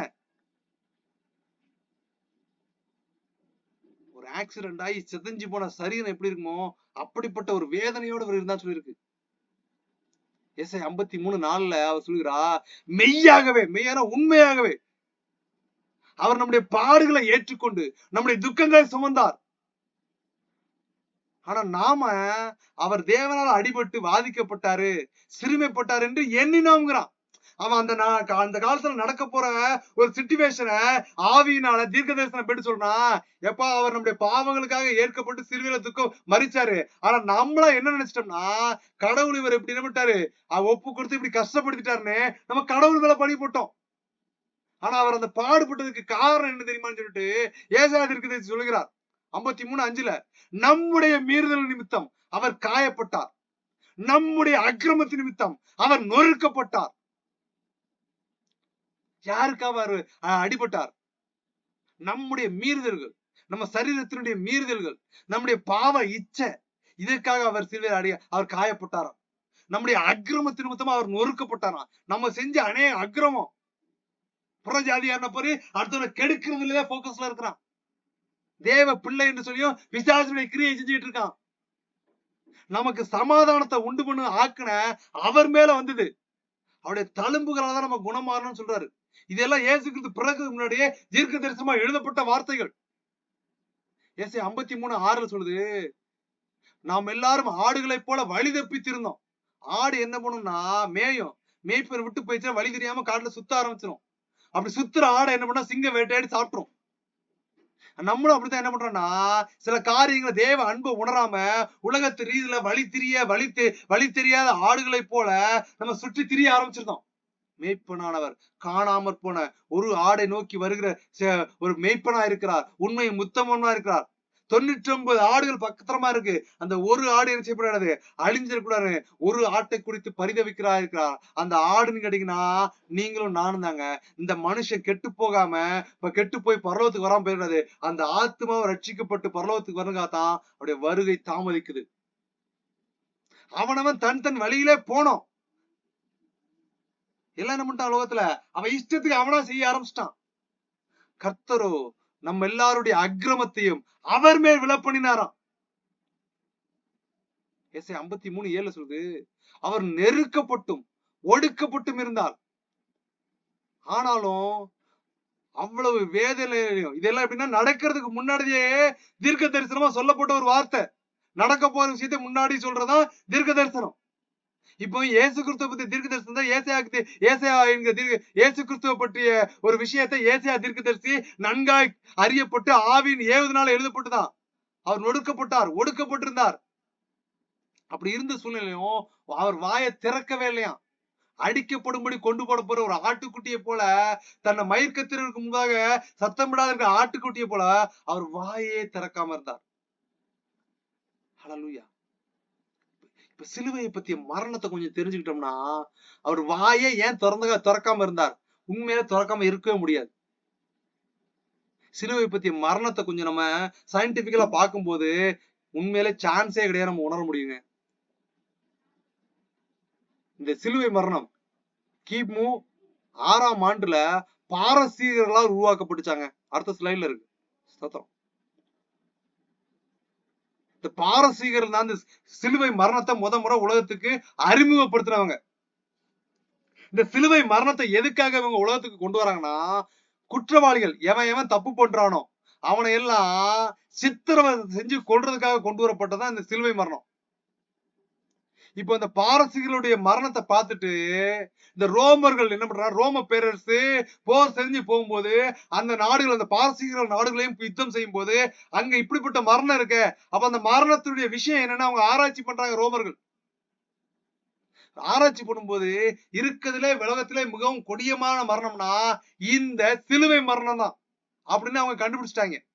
கண்டுபிடிச்ச உடனே அந்த சிலுவை மரணத்தை அவங்க என்ன பண்றாங்கன்னா அவங்க நாடுகள்லயும் அந்த சிலுவை மரணத்தை அறிமுகப்படுத்துறாங்க.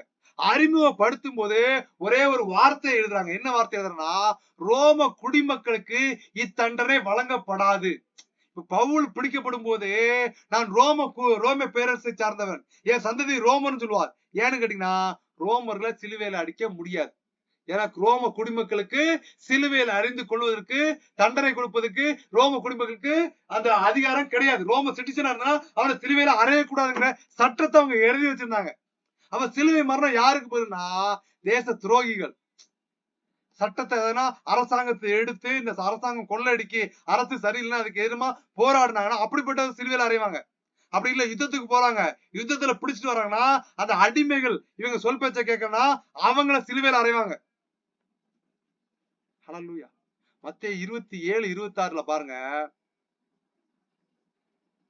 அந்த மக்கள் எல்லாம் சொல்றாங்க. மத்தேயு 27ஆம் அதிகாரம் 26ஆம் வசனத்துல சுத்தி இருந்த மக்கள் எல்லாம் இவன் பிலாத்து கேக்குறான், பரபாச விடுதலை பண்ணட்டுமா அப்படின்னு கேட்கும்போது இல்ல இயேசுவை விடுதலை பண்றான்னு அவன் கேட்கிற சூழ்நிலையில இந்த மக்களை சொன்னாங்க, பரபாச விடுதலை ஆக்கிருங்க. இயேசுவை வாரினால் அடிப்பித்து சிலுவையில் அறியும்படி ஒப்பு கொடுத்தார். ஹல்லேலூயா. வாரினால் அடிக்குதுன்னா அந்த சிலுவையை அந்த வாருன்னு சொல்றாங்க பாத்தீங்களா, சாட்டை.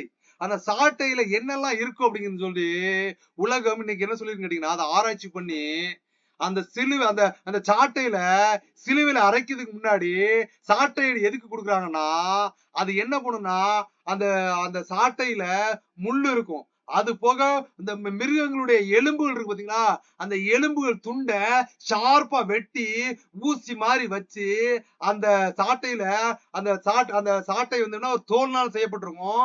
அதுல இந்த எலும்புகளை நல்ல பின்னி அந்த எலும்புல ஓட்டையை போட்டு அதுல ஸ்ட்ரைட்டா ஹரிசாண்டலா நிக்கிற மாதிரி வச்சு அது ஷார்ப்பா நிக்கிற மாதிரி வச்சு அதை குத்தி அடிச்சு இழுத்தோம்னா இந்த சாட்டை போய் அந்த உடம்புல பட்டுட்டு வெளியில வரும்போது சதைய பிச்சுட்டு வரும். ரத்தம் ரொம்ப பயங்கரமா வரும். வேதனை பயங்கரமா இருக்கும். இப்படிப்பட்ட வேதனையெல்லாம் கொடுத்துதான் சிலுவையில கொண்டு போட போறாங்க. இந்த சாட்டையில அடிச்சு ஒப்பு கொடுக்குறான். ஏன்னா இதெல்லாம் நடக்கணும் முன்னாடியா தீர்க்கதரிசியில எழுதப்பட்டிருந்துச்சு. ஹல்லேலூயா. அதுக்கப்புறம் இந்த ஆணிகளை எங்கெங்க அடிக்கணும்னு சொல்லிட்டு அவங்க கண்டுபிடிச்சு வச்சிருந்தாங்க. அடுத்த ஸ்லைட்ல இருக்கு. ஆணிகளை அடிக்கிற இடம் எங்க இருக்குன்னா உள்ளங்கையில் அடிக்கணும். உள்ளங்கையில ரெண்டுல அடிக்கும் போது என்னன்னா இந்த கிராஸ் மாதிரி கையை நீட்டி ரெண்டு உள்ளங்கையில அடிச்சிடணும். பொதுவா அதை எங்கன்னா மணிக்கட்டுன்னு சொல்லுவாங்க. இந்த நடு இடத்துல வச்சு அங்க ரெண்டு ஆணி, கால்ல ஒரு ஆணி 2 ஃபீட்டையும் சேர்த்து வச்சு இப்ப அடிக்கும் போது இந்த மணிக்கட்டுல அடிச்சாங்கன்னா மீடியன் நர்வ் இது மெடிக்கல்ல சொல்லுவாங்க மீடியன் நர்வ் அப்படின்னு இங்கிலீஷ்ல சொல்லியிருக்கோம். நம்ம தமிழ்ல மணிக்கட்டுகள். இந்த நடுப்பையில அடிக்கும் போதுன்னா அந்த நடு பகுதியில என்னன்னா இந்த நரம்புகள் எல்லாம் கனெக்ட் பண்ணி சென்ட்ரல் நர்வ் அங்கதான் இருக்கு. அந்த நரம்பு என்ன பண்ணுன்னு கேட்டீங்கன்னா அந்த நரம்ப கிழிச்சுக்கிட்டு அந்த ஆணி போய் அந்த பக்கம் போகும்போது அதோட எஃபெக்ட் எப்படி இருக்குன்னு சொல்றாங்கன்னா நம்ம கரண்ட் அடிச்சு பாத்துக்கலாம். நானும் கரண்ட் வாங்கியிருக்கேன். சொல் பேச்சு கேட்காம இல்லைன்னா ஏதாவது எர்த்த போய் பிடிச்சிருவோம், சிறுங்கும். ஹல்லேலூயா. மின்சாரம் பாய்கிறது மாதிரி அந்த உடம்பு ஃபுல்லா இந்த கை நரம்புல அடிக்குது, சிலிர்க்கும். வேதனை கரண்ட் பாஞ்சா எப்படி இருக்குமோ அப்படிப்பட்ட வலிகளை உங்களுடைய பாவங்களுக்காகவும் என்னுடைய பாவங்களுக்காகவும் இயேசு கிறிஸ்து சிலுவையில வேதனைப்பட்டு செத்தார். அது போக இத அடிச்சு நேரம் நிறுத்தினதுக்கு அப்புறம் கீழே காலில் வச்சிருக்கும் போது நீங்க தரையில காலை மட்டும் ஒரு ஃபிங்கரை மட்டும் ஊனிட்டு இல்லைன்னா 4 ஃபிங்கரை ஊனிட்டு மூச்சை விட்டு பாருங்க, உங்களால விட முடியாது. ஏன்னா அந்த முழு பாதமும் தரையில இருந்தா தான் உங்களுக்கு மூச்சை விட்டு மூச்சை அப்படியே அந்த உள்ள வாங்கி வெளியில விடுறதுக்கு பிரீத்திங் சென்ஸுக்கு ஈஸியா இருக்கும். இப்ப காலும் தரையில இல்ல, காலையும் ஆணி அடிச்சாச்சு. ஹல்லேலூயா. இப்ப உடல் எடையை தாங்கிட்டு இருக்குது 2 ஷோல்டர். இப்ப மூச்சை விடணும்னா கீழே என்ன பண்ணும், காலை ஊனணும், உள்ள ஒரு ஃபோர்ஸ் கொடுக்கணும். அப்படி ஃபோர்ஸ் கொடுத்து மேல மூச்சை விட்டுடுவீங்க. திரும்ப மூச்சை இழுக்கணும்னா கால் கீழே ஊனும், இந்த 2 கையில இருந்து என்ன பண்ணணும், அதுக்கான சப்போர்ட் வரணும். உங்க இந்த 2 கையிலையும் இந்த கால்லையும் தான் அந்த மூச்சை இழுத்து விட வேண்டியது இருக்கும். ஒவ்வொரு செகண்டமும் மரண வேதனையா இருக்கும். ஹல்லேலூயா. உயிர் போகாதாங்க. ஹல்லேலூயா. அதுங்க அந்த சிலுவையில அடைஞ்சிட்டு 2 சோல்ஜர்ஸ் காவலுக்கு உட்கார்ந்துட்டு இருக்காங்க கீழே. சயின்டிபிக்கலி சொல்றாங்க. அடுத்த ஸ்லைட்ல பாத்தீங்கன்னா இந்த தண்டனை எதுக்கு கொடுக்குறாங்கன்னா, அது எப்படிப்பட்ட தண்டனையா இருந்துன்னு சொல்லிங்கன்னா, குற்றவாளிகளுக்கு ஆடைகள் இல்லாம இயேசு கிறிஸ்துவை சிலுவையில் அறைஞ்செல்லாம் நம்ம வந்து இருப்பிடம் மறைக்கப்பட்டதா காண்பிச்சிருக்காங்க. ஆனா அவங்க எப்படி அடிச்சு தொங்க விடுவாங்களாம், இந்த திருடு பண்றவங்க, கொலை செய்யறவங்க, கற்பழிக்கிறவங்க, இவங்க எல்லாத்தையும் என்ன பண்ணுவாங்கன்னா அவங்களுக்கு ட்ரெஸ்ஸே போடாம, ஹல்லேலூயா ஸ்தோத்திரம், ஆணி அடிச்சு கொண்டு தொங்க விட்டுருவாங்க. எங்க தொங்க விடுவாங்க, மக்கள் நடமாடுற பாதையில தொங்க விட்டுருவாங்க. இப்ப இத பாக்குற அடுத்து எவனாவது தப்பு பண்ணுவானா அப்படிங்கிறதுக்காக.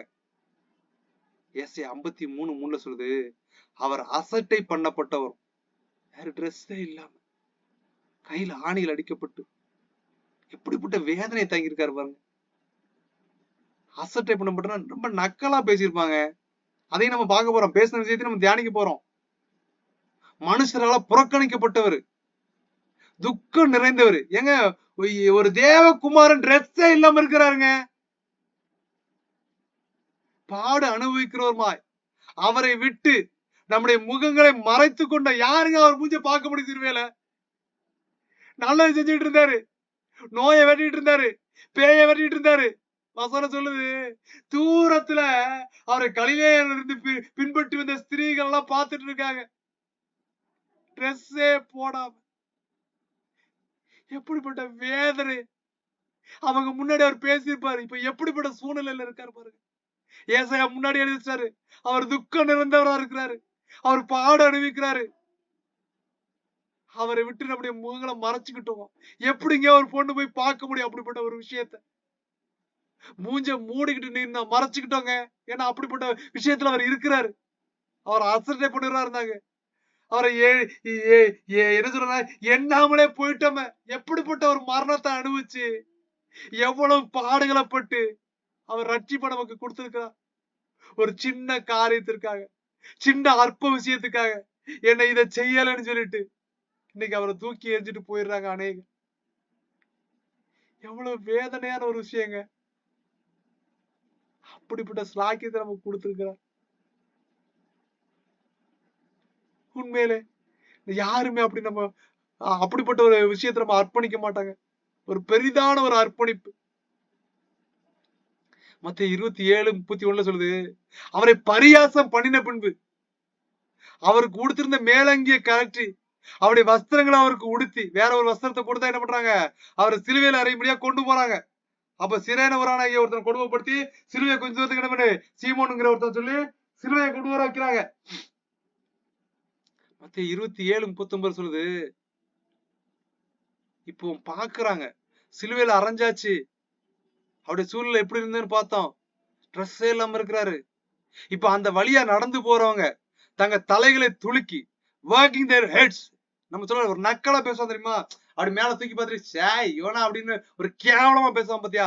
நம்ம நல்லது செஞ்சிருப்போம், அவனுக்கு நன்மை செஞ்சிருப்போம், எல்லா காரியத்தையும் செஞ்சிருப்போம். ஆனா அவன் அந்த நன்மையை மறந்துட்டு, நம்ம செஞ்ச உதவியை மறந்துட்டு, நம்மளை பத்தி தப்பு தப்பா பேசிட்டு அலைகிறான், நம்மளை பத்தி தேவையில்லாத விஷயத்த சொல்றான்னா அது நமக்கு எவ்வளவு கஷ்டமா இருக்கும், எவ்வளவு வேதனையா இருக்கும். இப்ப அவர் கையில நன்மையை பெற்றுக்கொண்டவங்க கொண்டு உலக ரீதியா தலையை தூக்கி பார்த்துடுவான். தேவாலயத்தை இடித்து 3 நாளைக்குள்ள கட்டுவோம்னு சொன்னானே, இப்ப நீயே என்ன பண்ணி உன்னை ரட்சித்துக்கொள், அதான நீ உன்னை சிலுவையில இருந்து இறங்கி உன்னை காப்பாத்திக்கோ. நீ செத்தவன உயிரோட எழுப்பணும்னு கேள்விப்பட்டோம், நீ நோயை குணமாக்கணும்னு கேள்விப்பட்டோம், நீ பிசாசை வரணும்னு கேள்விப்பட்டோம், எல்லாம் கேள்விப்பட்டோம், எல்லாம் நடந்திருக்கும். அப்படிப்பட்ட செய்தி செஞ்சு வந்தானே நீ, சிலுவையில இருந்து இறங்கி வா. மத்தேயு 27:40 சொல்றாங்க, நீ தேவனுடைய குமாரனே ஆனால் சிலுவையில இருந்து இறங்கி வா என்று அவரை தூஷித்தார்கள். If there you be a son of God, come down from the cross. அவர் மாத்திரம் கிடையாது. மத்தேயு 27:41 சொல்லுது, பிரதான ஆசாரியரும் வேத பாரகரும் மூப்பரும் பரியாசம் பண்ணினாங்களாம். பரியாசம்னா நக்கல் பண்றது, மோக்கிங் சொல்லுவாங்க இங்கிலீஷ்ல. அடுத்தவங்க நக்கல் பண்ணுவாங்க, கேலி கிண்டல் பண்ணுவாங்களா, இவங்க எல்லாம் கீழே நின்று கேலி கிண்டல் பேசிட்டு இருக்கான். மத்தேயு 27:41 சொல்லுது, மற்றவர்களை ரட்சித்தான். அவங்க எப்படி பேசுறாங்க பாருங்க, நிறைய பேத்த சரியாக்கணும், தன்னைத்தான் ரட்சித்துக் கொள்ளாத திராணி இல்லாதவன். ஏன் தேவகுமாரங்கிற, பெரிய வெண்ணங்கிற, தயிருங்கிற, மோருங்கிற, அப்படிங்கிற நம்ம பாஷையில பேசுறா. அப்படிப்பட்ட தூசண வார்த்தையில என்ன பண்ணிருப்பாங்க அந்த காலத்துல, என்ன கொஞ்சம் அவ்வளவு வார்த்தையில அவன் சொல்லியிருப்பான். இவன் இஸ்ரவேல் ராஜானா இப்ப சிலுவையில இருந்து இறங்கி வா, நீ இறங்கி வந்துட்டா நீ கடவுள் நாங்க என்ன பண்றோம் நம்புறோங்கிறான். இது மாத்திரம் கிடையாது, மத்தேயு 27:44 சொல்லுது, அவரோட ஒரு சிலுவையில் அறையப்பட்ட கல்லரும் அந்தபடியா நிந்தித்தாரலாம். அதுல ஒருத்தர் என்ன பண்ணா, பரதேசில வரும்போது ரட்சித்துக் கொள்ளணும்னு சொன்னான். சிலுவை கல்லனுடைய ரட்சிப்பு அதுதான் என்ன பண்றான், சாகிறதுக்கு முன்னாடி என்ன பண்றோம், ஹாஸ்பிட்டல்ல போய் எப்ப இப்பமா நீ ஏசப்பா ஏத்துக்கோ, கடைசி நொடியிலே ஏத்துக்கோ, நித்தியத்துக்கு போவோம்னு சொல்றோம். அப்படிப்பட்ட ஊழியங்களை நான் கேள்விப்பட்டிருக்கிறேன். ஸ்தோத்திரம். அவ்வளவு நிந்தனையும் தாங்கினாருங்க. மத்தேயு 27:50 சொல்லுது, முதல்ல சத்து ஏலி ஏலி லாமா லபக்தானிங்கிறாரு. அப்புறமா இரண்டாம் தரம் என்ன பண்றானா, மத்தேயு 27:50 இயேசு மறுபடியும் மகா சத்தமாய் கூப்பிட்டு ஆவியை விட்டார். ஜீவன் போயிருச்சு. இப்ப என்ன பண்ணுவாங்க கேட்டீங்க அப்படின்னா, சிலுவை மரணம் அவ்வளவு சீக்கிரம் போகாது. சிலுவை மரணம் பல வாரங்கள் வரைக்கும் இழுக்கும். நீங்க அப்படியே விட்டீங்கன்னா பல மாசம் வரைக்கும் அந்த உயிர் அப்படியே அந்த சிலுவையில தொங்கிட்டு கிடக்கும். அதுக்காக என்ன பண்ணுவாங்கன்னா, கீழே இருக்க சோல்ஜர்ஸ், இவன் ரொம்ப நேரம் என்ன பண்றான், எப்ப 1 வாரம் ஆயிப்போச்சு, இவன் சாகுற மணிக்கே இல்ல, அதனால என்ன பண்ணு, இவன் கால் எலும்பு என்ன பண்ணு ஒற்றையா அட்டி, கால் எலும்புல அட்டி துண்டை எலும்பு ஒடிஞ்சிரும். எலும்பு ஒடிஞ்சுன்னா என்ன பண்ண முடியாது, அவனால அந்த போர்ஸ கொடுத்து மூச்சு விட முடியாது, டக்குன்னு செத்து போயிருவான். வசனம் சொல்லிருக்குங்க, அவருடைய எலும்புகளில் ஒன்றும் முறிக்கப்படுவதில்லை என்று தீர்க்கதரிசிகள் மூலமாய் சொல்லப்பட்ட வார்த்தை அந்த இடத்துல நிறைவேறிச்சு. ஹல்லேலூயா.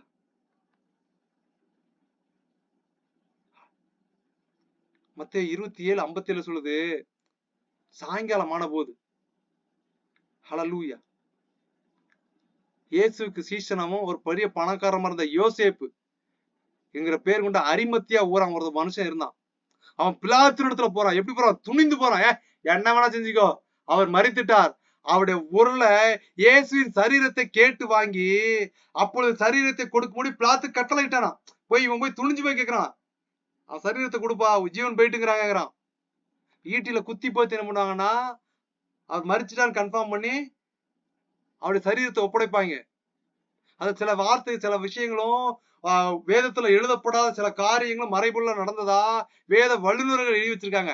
அந்த ஈட்டியை குத்தி பார்க்கும்போது அதுல இருந்து வந்த ரத்தத்தின் மூலமாய் அதை பட்டு அதுல அநேக சுகமானதாகவும் சில காரியங்கள் வேத ஆராய்ச்சியாளர்கள் சொல்லியிருக்கிறாங்க. ஆனா வேதத்தை அதை எழுதி வைக்கல. மார்க் 15 இதே சம்பவம் சொல்லப்பட்டிருக்கு. மத்தேயு 27 நடக்கிற அதே விஷயத்த மார்க் 15 சொல்லப்பட்டிருக்கு. அங்க சொல்லப்படும் போது மார்க் 15:44 அவர் இத்தனை சீக்கிரமா மரிச்சு போனாரா என்று பிலாத்து ஆச்சரியப்பட்டான். he was surprising. என்னடா இப்பதான் கொடுத்தோம் 6ஆம் மணில இருந்து 9ஆம் மணி நேரம் 3 hours 3 மணி நேரத்துல செத்து போயிட்டாரா? இது சாத்தியமே கிடையாது. அவர் செத்த உடனே திரைச்சீலை ஆலயத்துல 2ஆ கிழிஞ்சிருச்சு. அந்த நேரத்துல பகல் நேரமா இருக்கு, உலகம் முழுவதும் அந்தகாரம் உண்டாயிருச்சு. இப்போதான் அந்த ஆசாரியர்களுக்கு இவங்க உண்மையில இவர் தேவகுமாரன். பிலாத்து ஆச்சரியப்பட்டு நூற்றுக்கதவர்களை அழைத்து போய் கன்ஃபார்ம் பண்ணிட்டு வாங்குறான். அவன் முன்னாடி என்ன பண்றாங்க, ஈட்டியை குத்தி ஆமா செத்துட்டாரு கன்ஃபார்ம் பண்றாங்க. ஹல்லேலூயா, ஸ்தோத்திரம். சங்கீதம் 53:5 சொல்லிருக்கு. இன்னொரு 10 நிமிடங்கள் பார்த்து நம்ம முடிக்க போறோம்.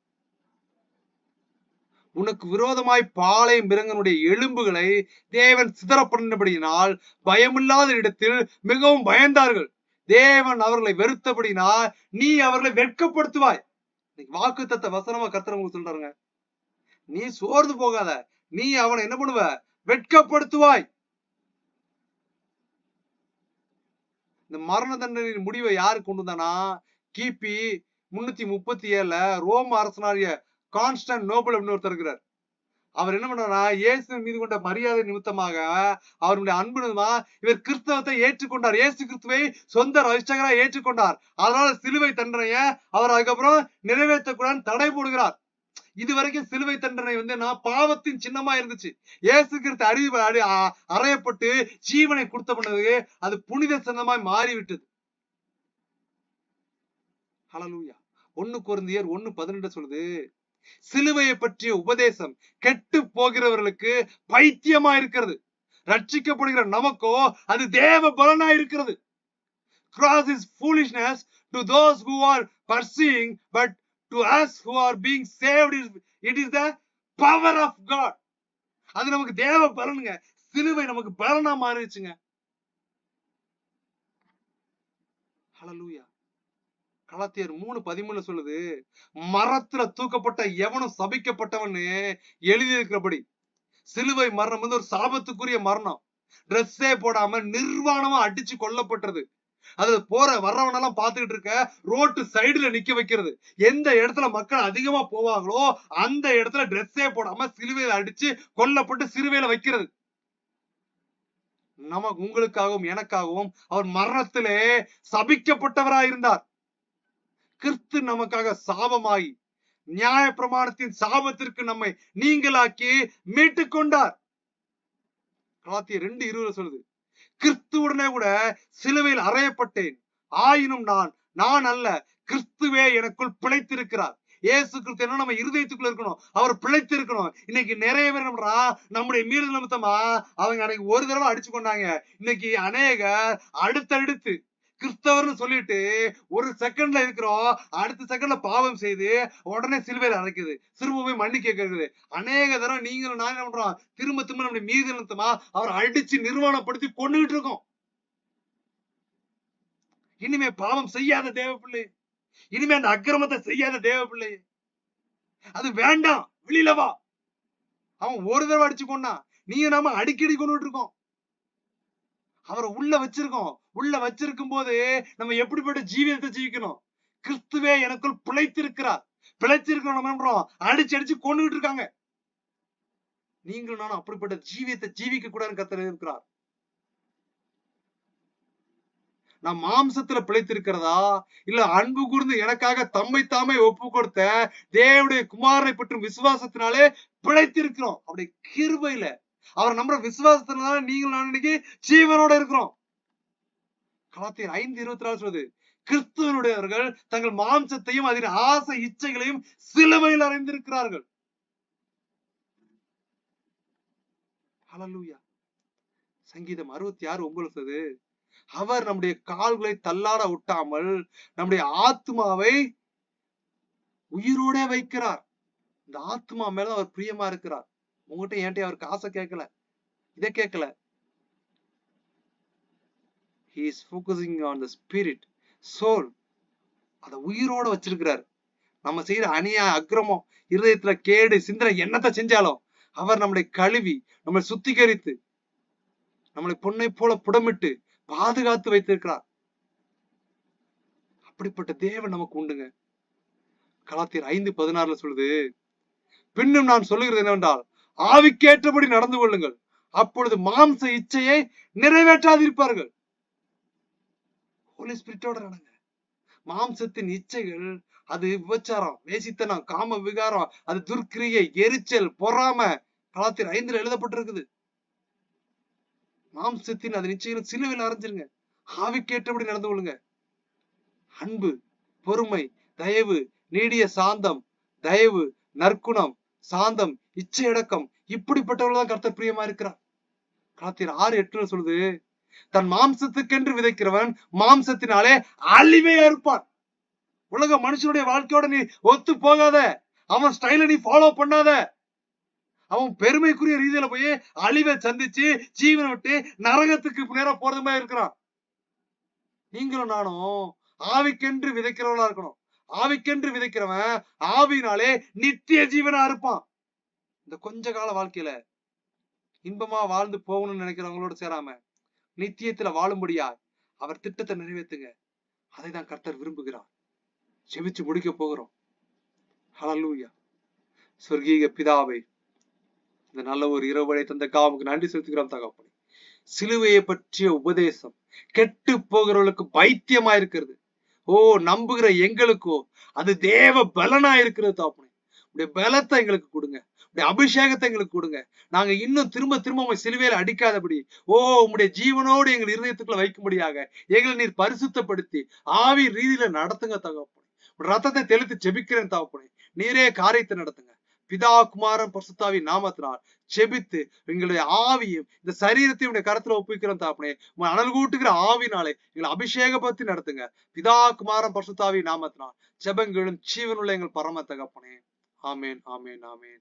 என் ஆத்மாவே கர்த்தரை ஸ்தோத்திரி, என் முழுவே பரிசுத்த நாமத்தை ஸ்தோத்திரி. என் ஆத்மாவே கர்த்தரை ஸ்தோத்திரி, கர்த்தர் செய்த சகல பாரம் மறவாதே. ஆமேன், ஆமேன், ஆமேன். God bless you. Thanks for the coming. கர்த்தர் உங்களை ஆசீர்வதிப்பாராக.